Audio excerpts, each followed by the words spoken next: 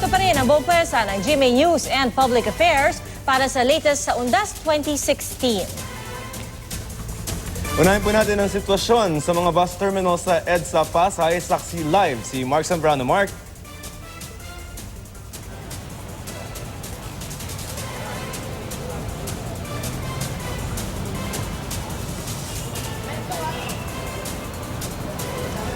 Igan, Pia Joseph, halos fully booked na nga itong mga biyahe na papuntang Bicol, Visayas at Mindanao dito sa ilang terminal sa Pasay. Pero maayos naman ang lagay ng mga terminal dito sa ngayon. Ang pinakalaban lang ng mga pasahero dito, ang matinding traffic.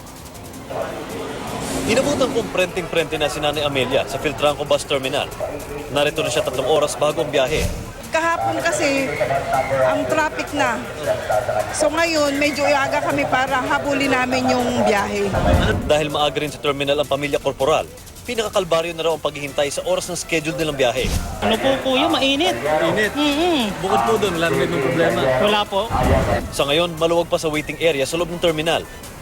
Pati inspection sa mga pasahero at bagahe, maluwag. Tila calm before the storm, bagong inaasahang undas rush.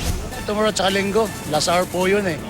Ngayon Friday pa lang, medyo may pasok pa at saka kayo lang kukuha ng sweldo. Halos fully booked na ang mga biyahe dahil sa mga maagang nagpa-reserve. Kaya good luck sa mga chance passenger.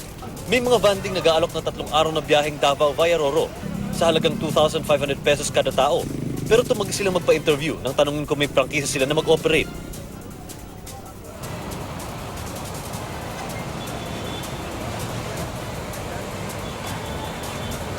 Pia Joseph, sa ngayon medyo nagsikip na naman yung daloy ng trapiko dito sa paligid ng mga terminal dito sa Pasay. Kanina lumuwag na yan.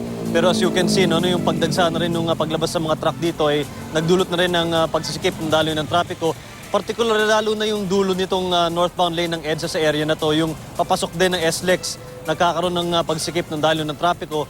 Pero sa ngayon ay nabawasan na rin yung pagdating dito ng mga pasero. Inaasahan nga na bukas ay magsisimulang dumagsa ang mga mabiyahe patungo sa probinsya dito sa mga terminal sa Pasay.